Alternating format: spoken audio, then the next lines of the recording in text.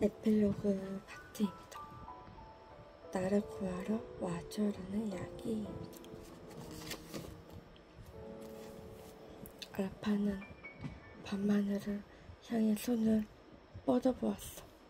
신호는 잘 갔을까? 알파는 자신을 보낸 신호가 시공간을 거슬러 차원을 넘어 지구의 이모들에게 닿기를 바랬어. 모두 인류가 현실에만 몰두해 살아나갈 때에도 셋이 너머에 있는 진리를 궁금해하고 밤하늘을 탐구했던 자들의 존재였거든. 그들의 이 신호를 받아서 채에게 전달해 줄 수만 있다면 낯선 우주의 문제도 지구로 돌아가는 일도 해결할 수 있을 거라고 믿었어.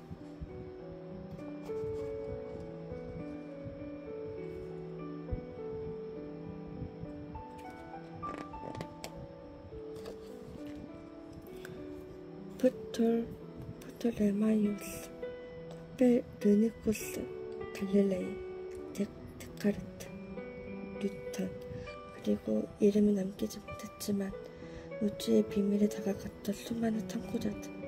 알파는 이들을 하나하나 엮어가는 지혜의 매듭을 지가 발견해 주기를 강하게 원했어.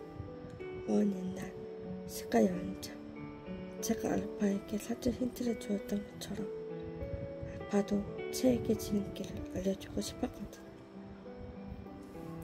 그걸 내가 어떻게 알아? 나도 모르겠어. 하지만 채가 내 의도를 눈치챈 것 같아. 갑자기 그런 느낌이 들어. 알파는 알싸달송 도무지 알 수 없는 얘기를 했어. 채와 알파, 둘 사이에 뭔가 통하는 느낌이라도 있는 걸까? 아니면 알파만의 착각은 아닐까? 알 순 없지만 어쨌든 잘 내리지.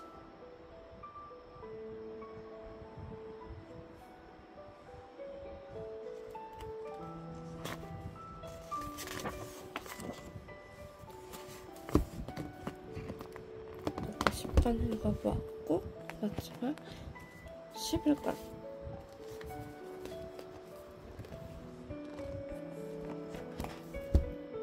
11번 습관의 비밀을 배웠습니다.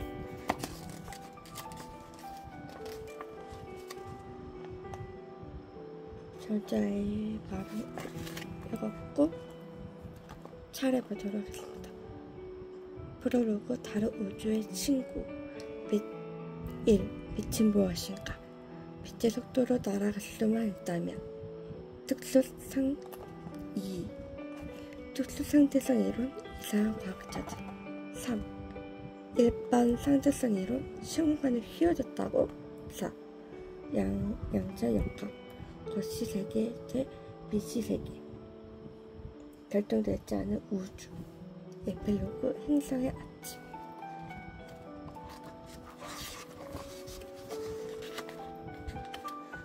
프롤로그 다른 우주의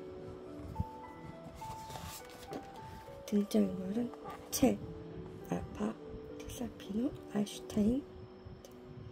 추가적인 인물을 설명해드리자면 채는 다른 우주로 떠나버린 친구 알파를 찾기 위해 신호를 따라 과학사를 탐험하는 차원의 여행자. 어느 날 그의 카페로 찾아온 엉뚱한 과학자 리사와 그녀를 만든 로봇 피노와 함께 고대시대 프톨레마이오스부터 근대의 뉴턴까지 만나게 되었다. 과학자들을 만나 짧은 대화를 나눌 때마다 알파의 신호가 어떤 의도를 가지고 그들을 안내하고 있음을 깨닫게 된다. 우주와 세계의 비밀을 알게 되면 언젠간 알파가 있는 먼 곳까지 찾아갈 수 있을까? 쟤는 조금씩 이 모험의 희망을 느끼기 시작한다.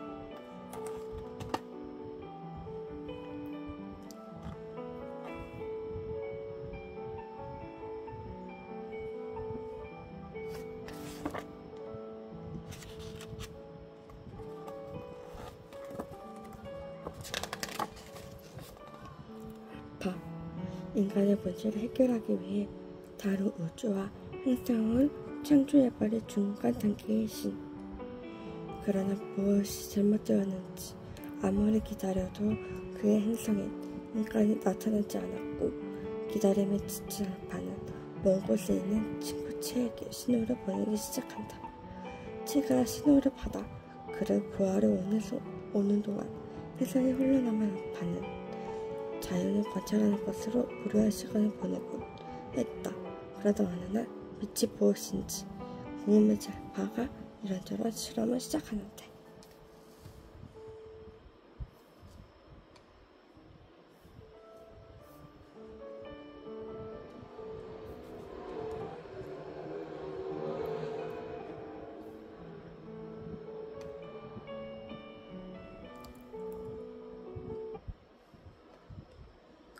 이렇게 확실하게 비염 없앨 수 있는 이건 왜 지금까지 모르고 계셨냐고요. 비염균이 코속 깁술이 박히고 제대로 배출되지 못하고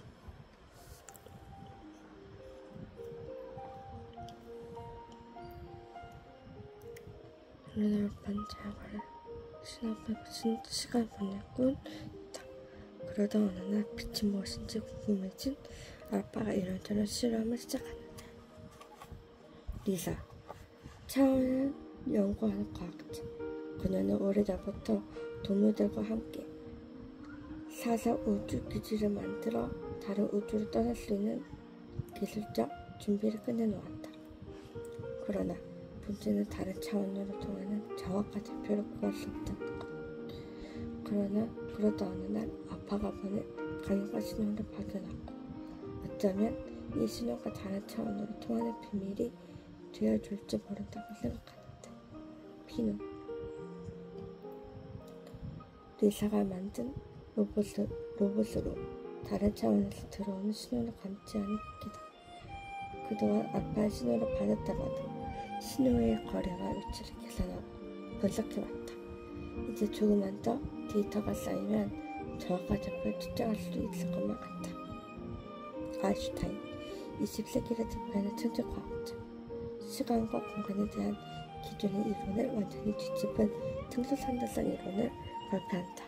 세상의 모든 것은 원인과 결과가 있고 일정한 법칙으로 증명할 수 있다고 믿어왔는데 문득 나타났다가 갑자기 사라지는 채 일행을 만날 때마다 혼란스럽다. 프롤로그, 다른 우주의 친구.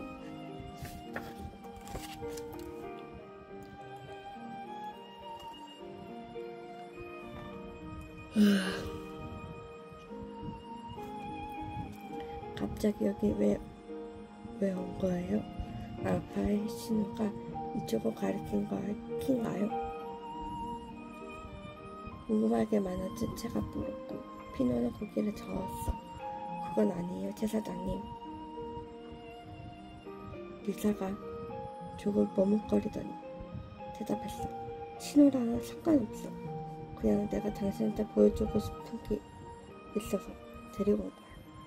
리사는 볼을 긁적이며 말했어. 어디서부터 어떻게 말해야 할까? 쟤는 순간 자기끼리 의심할 수밖에 없었어. 개인이 우주선을 제작하기 위한 기지를 만들 수 있다고. 치의 반응이 기가 막힌 리사였지. 어쨌거나 쟤는 리사와 피노의 안내에 따라 우주 기지 안으로 들어가 보기로 했어. 오, 생각보다 멀쩡한데? 화려한 외부와는 달리 건물 안은 깔끔했고 참다 장미들로 가득했어. 꽤 늦은 시간이었지만 연구원들이 분주하게 움직이며 일을 하고 있었지. 대단한데요? 대체 언제부터 이런 준비를 하신 거죠? 제가 묻자 리사가 대답했어. 우주선을 만든 지는 꽤 오래됐지. 봐서 알겠지만 이 연구는 대충 진행되지 않았어. 차원과 다주 우주에 관심이 많은 과학자들이 모여 심혈을 다해 연구했거든.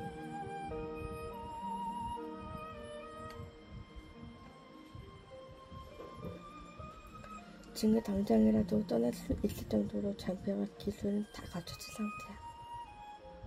의사는 어깨를 으쓱하며 말을 이었어. 그런데 문제는 어디로 가야 할지 모른다는 거였어. 쟤는 심장이 빠르게 뛰는 게 느껴졌어. 만약 신호가 시작된 곳의 위치와 거리를 알 수 있다면 알파가 어디에 있는지도 파악할 수 있을 테니까. 어디죠? 알파가 지금 어디 있냐고. 쟤는 평소와 다르게 흥분된 목소리였어. 당장이라도 알바가 있는 곳으로 달려가기 시작했지. 그것이 어디라도 상관없었어. 지구 끝까지라도 갈 준비되었으니까.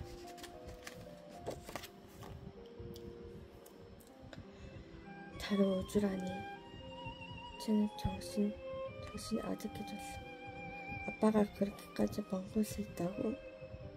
어느 정도는 이상했지만 우주선을 타고 지구를 떠나야 할 정도라고는 미처 생각하지 못했지.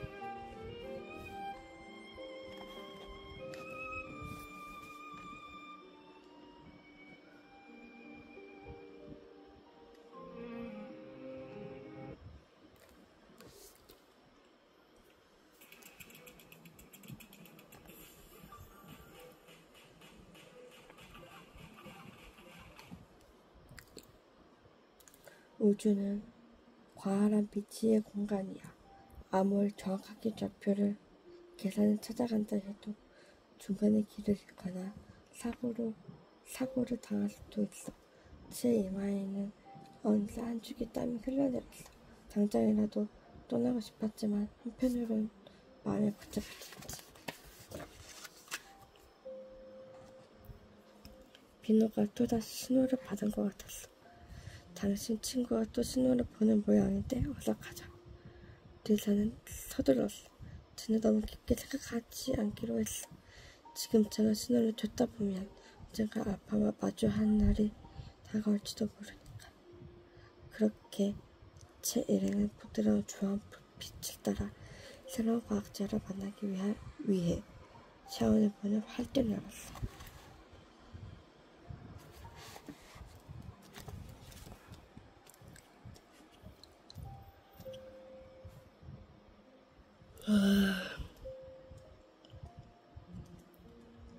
그렇게 지루하게는 느껴지지 않을 거예요. 왜냐면 중간중간에 퀴즈 푸는 것도 있고 해서 이야기도 읽고 퀴즈도 풀기 때문에 조금 더 재미있게 읽을 수 있습니다.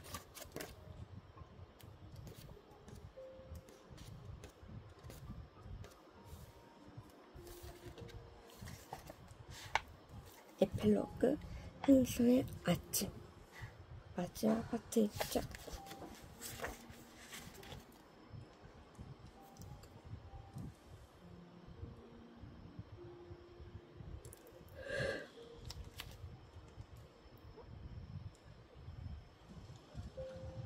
어느 새벽 알바는 호숫가에서 수영을 하고 나왔어. 이 새벽의 싸늘한 온도와 적절한 어두움, 서늘하고 축축한 습기를 알바는 좋아했거든. 계절에 따라 바뀌긴 했지만 이 행성의 자연환경은 이제 알바에게 익숙해져 버렸지. 채가 정말로 날 찾아오다니. 알바는 다가가 채 이름을 크게 불렀어. 그러나 아무리 목이 터지라 큰 소리를 외쳐도 채는 대답이 없었어.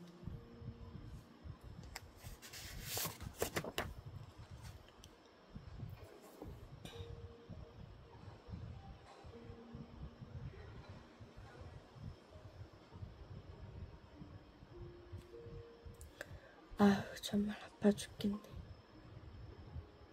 아빠가 바짝 놀라 바라보다니 제가 신눈을 뜨고 토닥거리고 있었어. 정말 있는 건가? 이게 꿈이 아닐까? 아빠가 아무 말도 못하고 입만 벌리고 있는데 제가 피식 웃었지.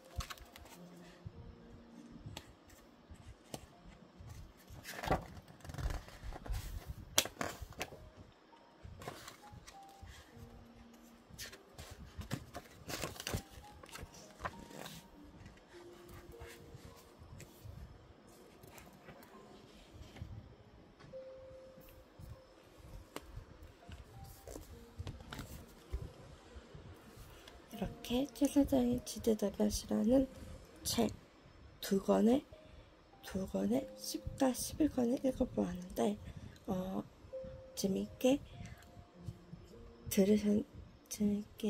들으시는지 궁금합니다.